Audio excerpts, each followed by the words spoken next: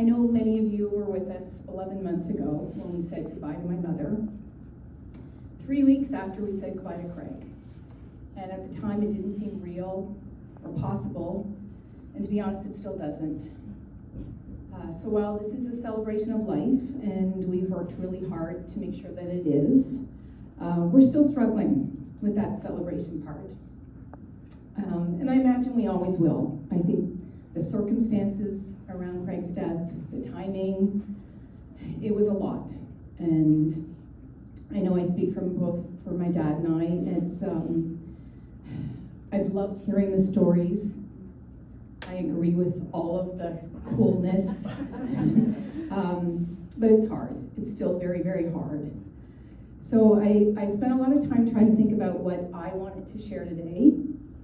And there's so many thoughts swirling around in my head. I spoke to my aunt and my dad this morning, and I haven't been able to put things on paper. I've written a few notes, but I've had a really hard time. And so I'm just going to try and share Craig through my eyes as his sister. Everybody loved Craig, and no one as fiercely as I did. I think I was so protective of him and his vulnerable spirit. We were opposites in so many ways. He was far cooler than I was growing up, without a doubt. And I was always in awe of his big, beautiful brain. He had a dark side, he had a reflective side, and a deep side. And sometimes he couldn't always find the brightness in that deep side, particularly when he was younger. I think that's where my protective nature came in. But later in life, the roles reversed, and he became the protector. And he tried very hard to lighten my load. He was always there to listen. He lived a long way away, but we talked all the time, even more as we got older. What I wouldn't do to pick up the phone and hear him say one last time, "Hey Les, Craig here." My earliest memories of Craig and I were in Athens, and you saw a lot of pictures in Athens. And I don't know why, but I have this vivid memory of souvlaki.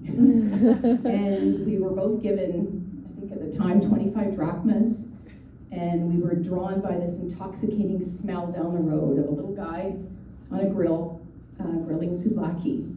So we'd use our money, we'd buy ourselves 2 sticks of souvlaki, and with our leftovers, we'd head down to a kiosk. And my memories of Grace at the time, anyway, are a one-man store covered, I don't even know how I got in there, but the store was covered in matchbooks and cigarettes.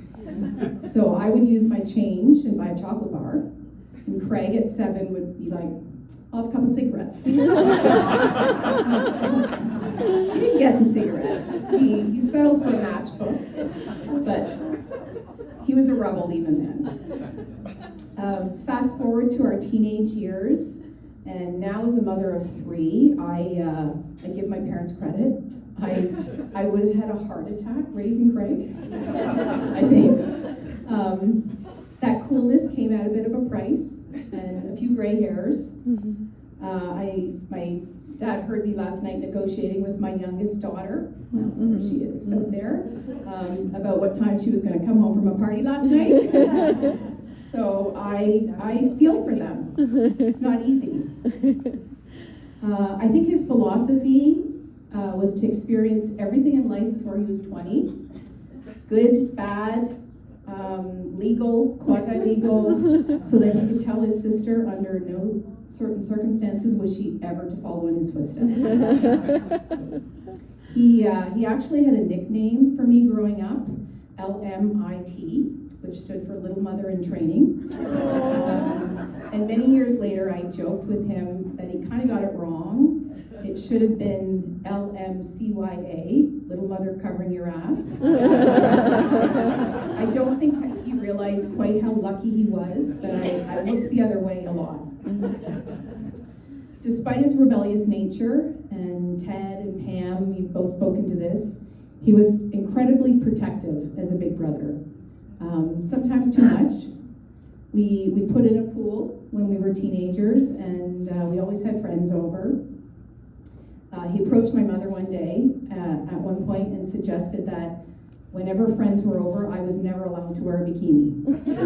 And he didn't think it was appropriate. My parents also didn't need to worry about checking up on prospective dates or boyfriends because Craig interrogated them all. And I think, Paul, I don't know if you're here, but I have a vivid memory of you intercepting someone at the front door. And I think he was terrified after that to go out. So, one story I do want to share, and we've all spoken about his incredible brain. And every time I pick up a book or finish a book, I think of this. His knowledge of literature was unbelievable, and he was very concerned. I spent a lot of time in the gym. And he was concerned about my education, that I wasn't reading enough.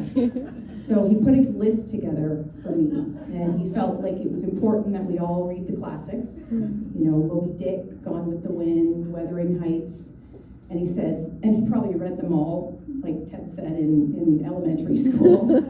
But he felt his sister really needed to read these 12 books. He gave me 12 months. And I thought, yeah, no sweat, I got this. Well, I think I got through one. But I remember, he wasn't impressed, but I remember seeing him in a different light. I was in awe. So my next and final Craig story, and I was a little hesitant to share. I shared it with my dad and my aunt this morning, and they laughed, so hopefully it's actually a Peter story, my husband. So Peter and Craig lived together before Chizuko and I married them. And they were very different characters, very different personalities, but they shared a similar sense of humor. And Peter had just been promoted to Western sales manager in a big pharmaceutical company.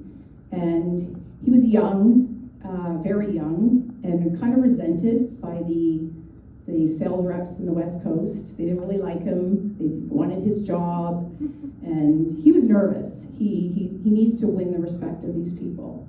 And I think Craig somehow understood that, and in his own late 20s, immature kind of way, decided he'd help him out. So Peter he had his first sales meeting, and he had to present, and went to bed really early, night before, and next morning got in front of this group of people that were not very welcoming and started presenting. And everybody was starting to laugh, and then it got louder, and they were snickering, and he looked down, he thought maybe his fly was down, and they were all looking at the screen. And so he turned around, and in those days you had screensavers you could pre-program onto your computer. So the night before, Craig had gone onto his computer while Peter was sleeping, preparing for this meeting, and he had written, "I love animal pornography." Oh my God. So as my aunt said this morning, Craig read the room without being in the room. He broke the ice for Peter, and it worked. Wow. Everybody laughed, everybody thought it was funny, and I think it helped Peter.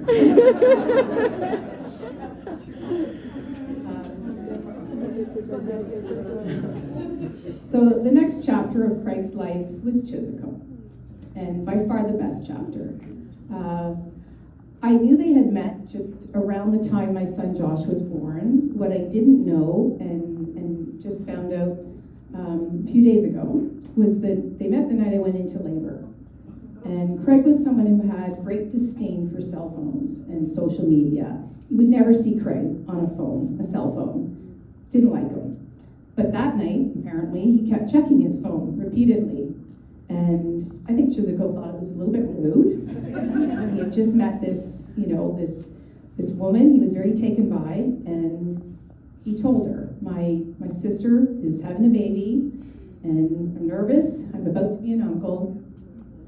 So to me, particularly right now, I find it very special that Craig met the love of his life on the very same night that Josh came into this world. Things like that take on a new meaning, I think, when your heart is hurting a little bit. It's easy to share the funny stories and the naughty ones. It's cathartic, I think. It's harder to talk about what we've lost, what Chizuko has lost, what my dad and I have lost, what his friends have lost. He was complicated, my brother, but he had an enormous heart, a wicked sense of humor, an endearing sense of loyalty.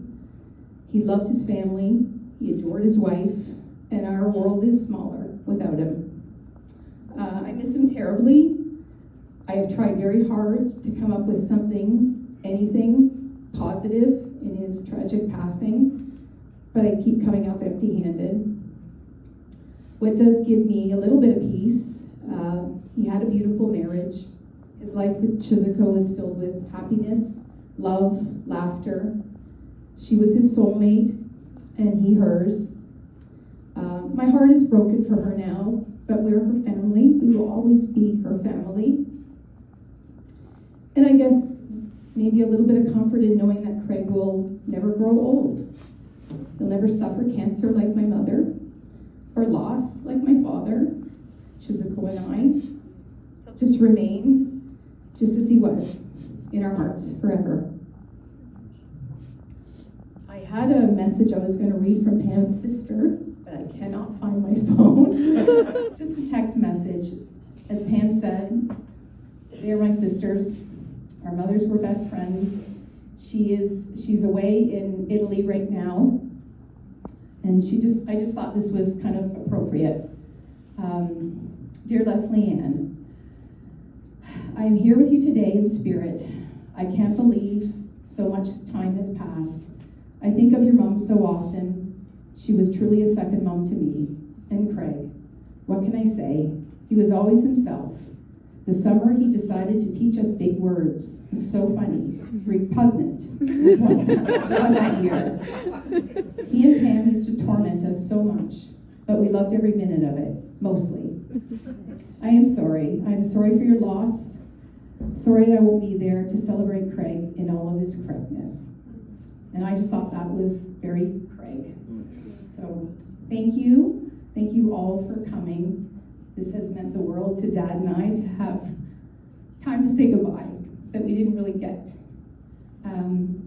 last year. So Dad, I'm sorry I have to turn it on to you.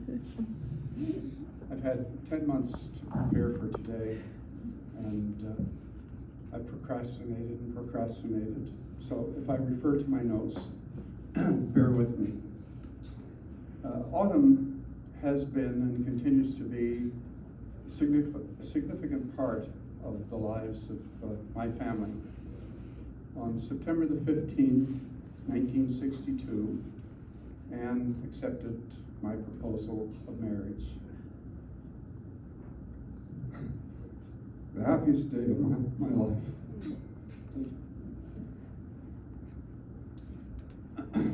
14 months later, November the 4th, I discovered today it's my friend Mike Calistein's birthday, different year. Craig was born in Halifax. Happy day number 2.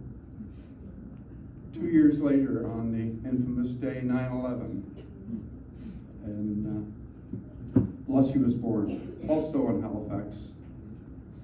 We're a new family of 4, and Anne and I were overjoyed. Now, if I could roll the clock back or ahead 6 decades. For the past 20 years, Craig and Chizuko have left their home in Tokyo every August to visit us and their friends in Canada. During COVID and during Anne's lengthy illness, the visits were more frequent. Last year, I knew I had to have hernia surgery. So when Craig got the news, he said, Dad, you need to be careful. No heavy lifting when I come home this August past, 2023. I'll do the lifting for you. By the time Craig came home, he had, not to to beat me, but he had 2 hernias. And of course, he could not do any lifting. He spent the time repacking his precious books. My basement is full of his wonderful books. Before leaving Tokyo, he had arranged surgery for when they went back at Tokyo University Hospital. September the 3rd, he had a surgery. It seemed to have gone well. We talked every day by phone.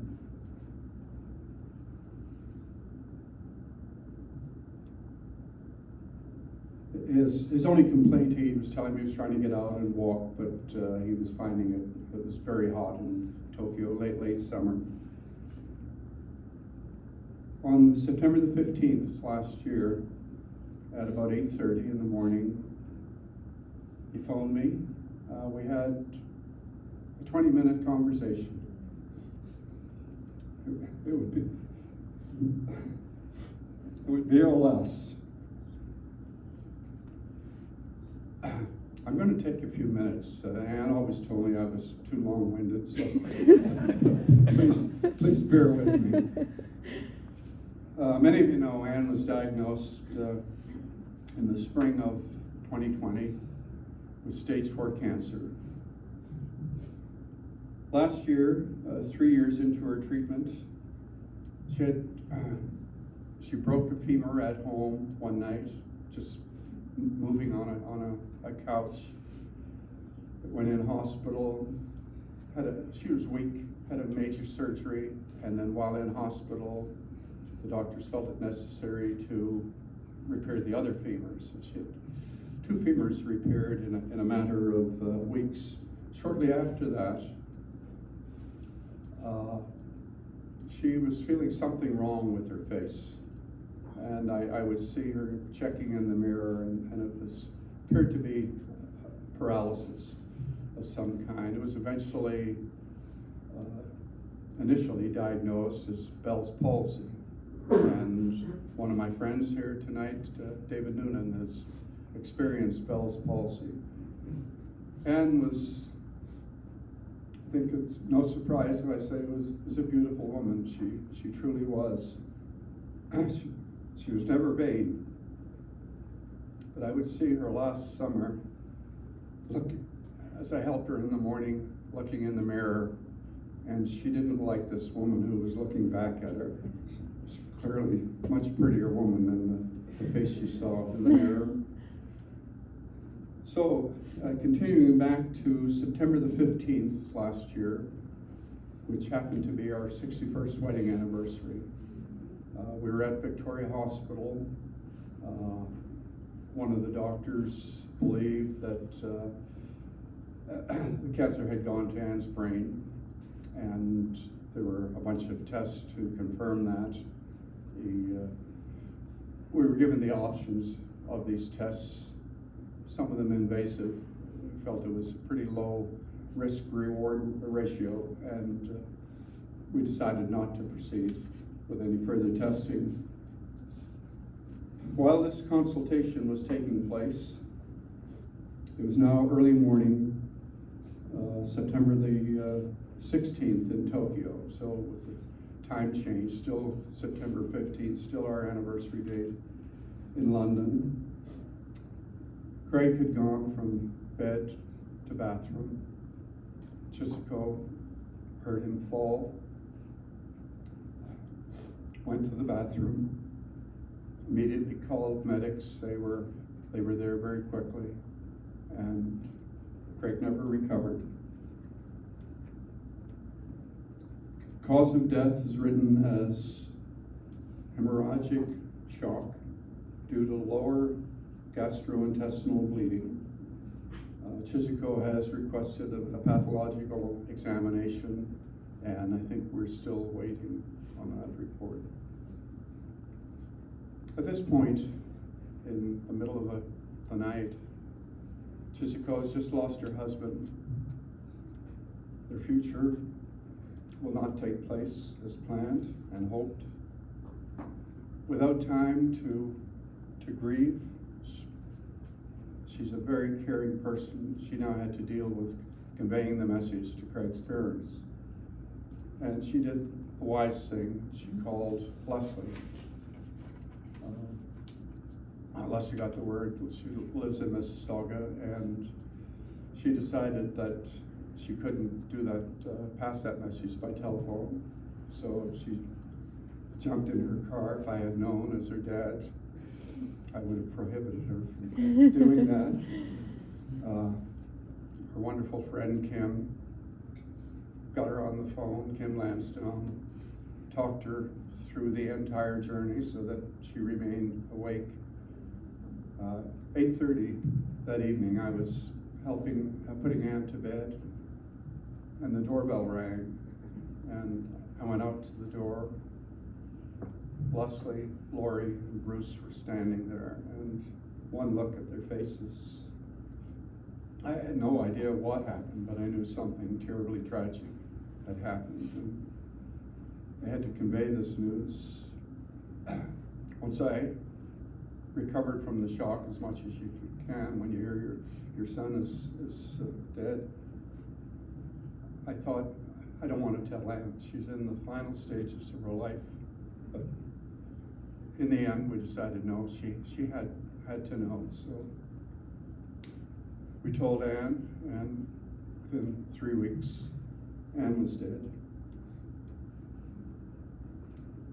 Now, if you'll bear with me a little longer, I'll move on to a little bit lighter information. Craig was the first grandchild. I'm from a large family. Anne was from a family of 4 kids. Both my parents and Anne's parents adored their first grandchild. And he truly was a beautiful kid. It's hard to remember Craig at any age, as everyone has talked about today, without books in his hands, constantly surrounded. He loved history, and he presented all of us with books regularly to try and educate us. I'm not sure he succeeded, but he tried. He was always quiet, but strong opinions, as did I. And so he and I butted heads pretty regularly, but I hope done so in love. One of my happy memories of Craig, I had told both my children, and I forget what age, but they would get a car. When it came time for Craig to get a car, he decided he really wasn't interested. I'm thinking he was 17, maybe 18. So he wanted a motorcycle, and he had researched, and he knew exactly what motorcycle he wanted, a Yamaha 650 Sika. Not available in London, so we found a dealer in Toronto, ordered it, and it took several months, and it eventually came in. So he and I went off to Toronto to pick it up, and I can clearly remember driving up there. He didn't show his emotions that much, but he was beaming that day. Got the motorcycle, paid for it, got the keys, and now he's got his first drive. He had taken the course at Fanshawe, so he was an accomplished driver. We got to drive for 2 hours to London, me on my high-powered motorcycle, and the old man behind me who was going to insist that we drive at the speed limit. Several months after, and we got home safely. Several months after that, Craig and I had lunch one day at one of his favorite places, Harvey's. And we're sitting there, and I said, "Are you enjoying the bike, Craig?" He said, "Dad, I love it." He said, "You wouldn't believe, since I've had this bike, nobody's ever passed me on the highway." Tell it to your friends, Craig, not to your dad. He later patiently taught me how to ride his bike, and occasionally he would let me take it around the block, which I enjoyed doing as I got a little more comfortable. Anne suggested she'd like to ride on the back with me. Craig didn't know this, and he'd be at work and I'd borrow the bike and we'd go out for a ride. Came home one day and he discovered that his mother was now a passenger. He cornered me. He was taller than me, and looking down at me, and in the relationship we had, stern face, and he said, "Dad, if you want to kill yourself on the bike, go ahead, that's your choice. But I don't want you killing my mother. So you are prohibited from riding that bike again until you learn how to do it properly. So go to Fanshawe and take a safe driving course." I took the course, and I think I became a better driver because of it.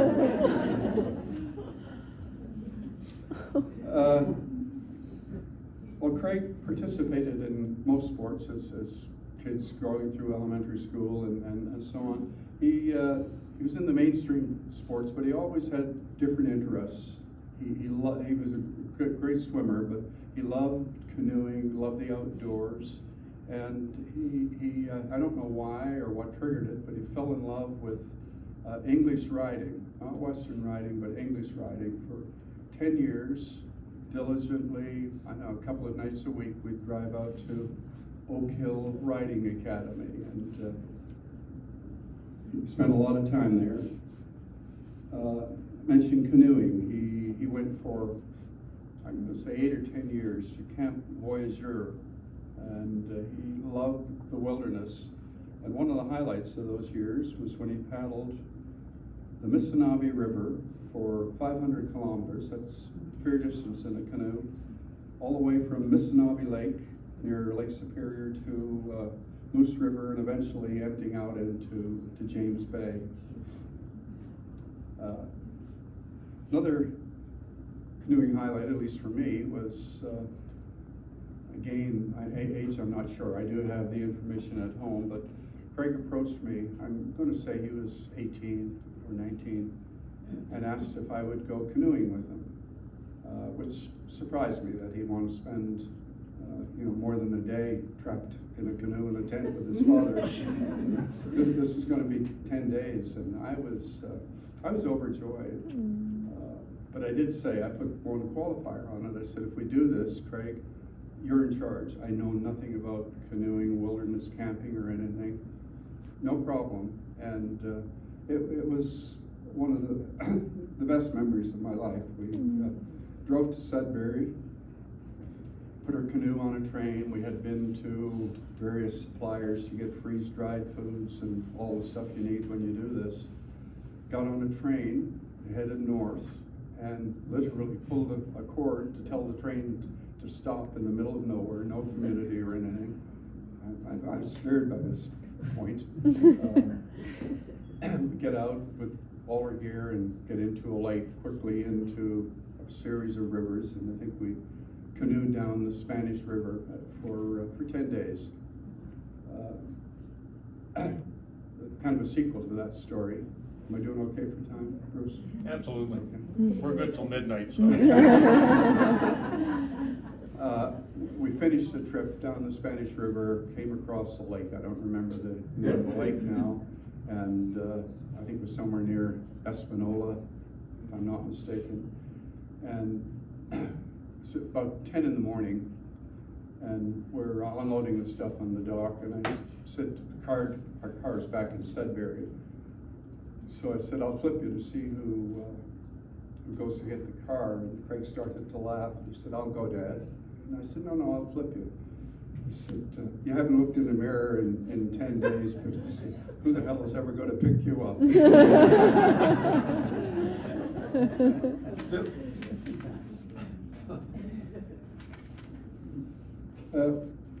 Craig always loved cars, but for the last 30 years, I guess, or 25 years, for half his life, he hasn't owned a car.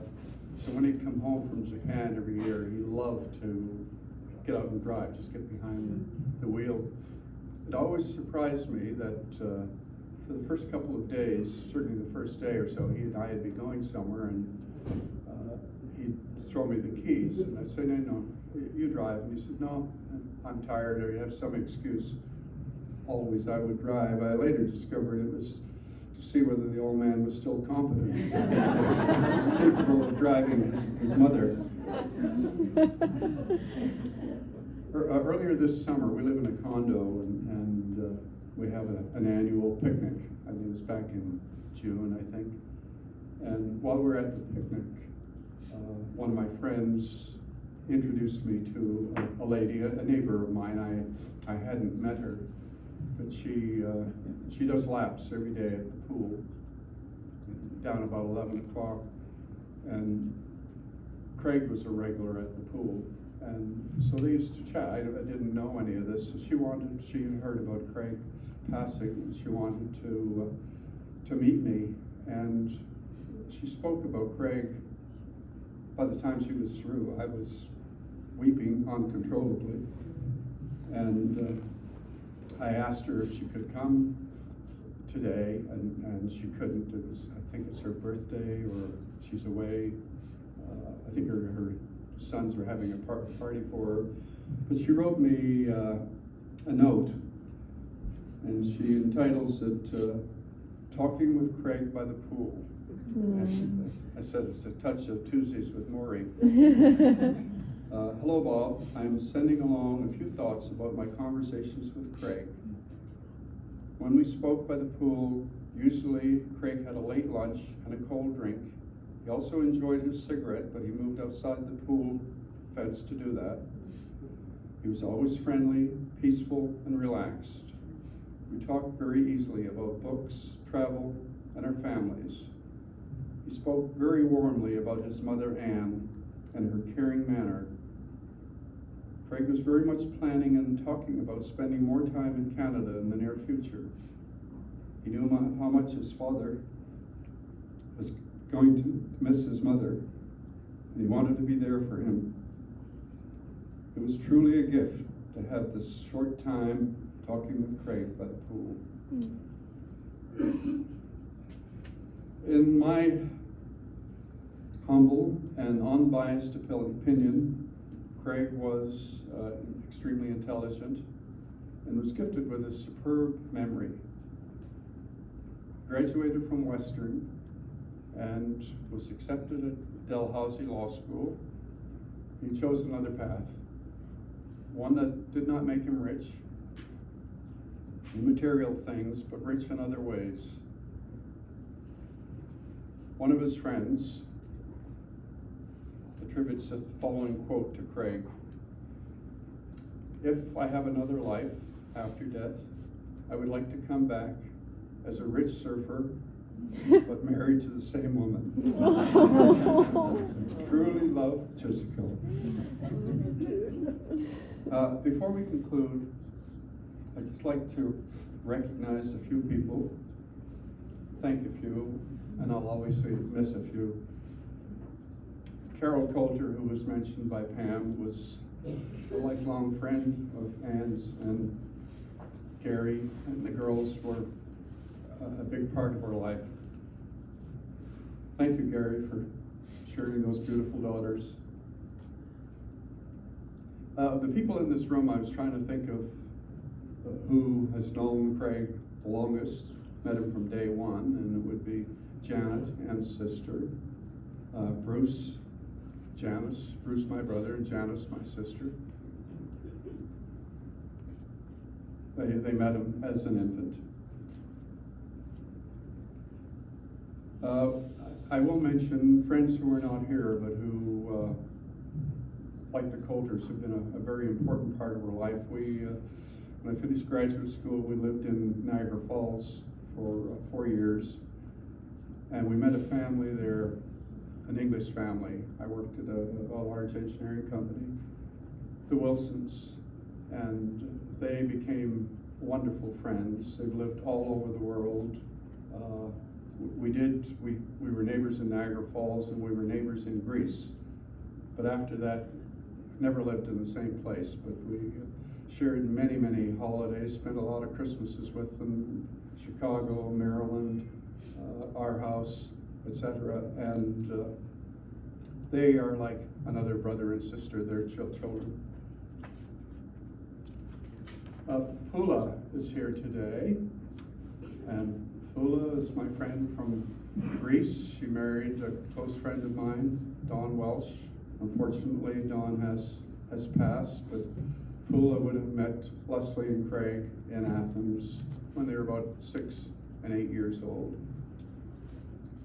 We moved to London in August 1972, and very quickly, like I think within hours, Leslie must have met Kim Lansdowne and Craig met Carl Lansdowne, and they've been an integral part of our lives over the years, drift apart, but well, I think Kim and Leslie seem to be joined at the hip. Shortly after that, I'm not quite sure when Ted met, but elementary school. Ted lived around the corner, and Ted now lives near Winnipeg, and he must follow the news, the Free Press Online, so he saw the obituary, reached out to try and find us, contacted my brother Bruce first, and eventually got me, and we've had several lovely telephone calls, and in one of them, Ted told me essentially a similar story. He was my best friend, and he said, I remember the first time we got drunk together. I said, oh, Ted, fathers don't need to hear that.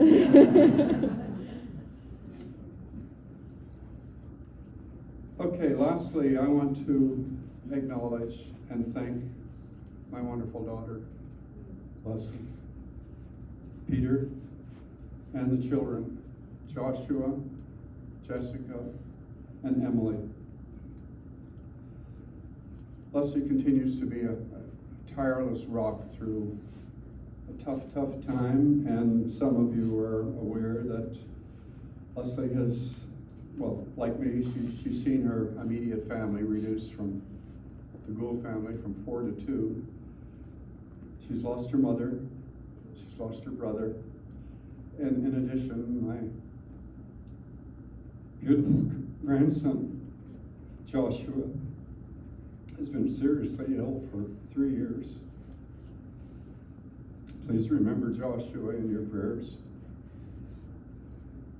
If we've missed anyone in conversation, in the photos, blame it on Microsoft, blame it on Apple, and if all of those fail, blame it on me. Thank you all for coming to help us celebrate the life of Craig Robertson Gould, Anne's son, my son, Leslie's brother, Chisiko's husband. Rest in peace, Craig. I love you.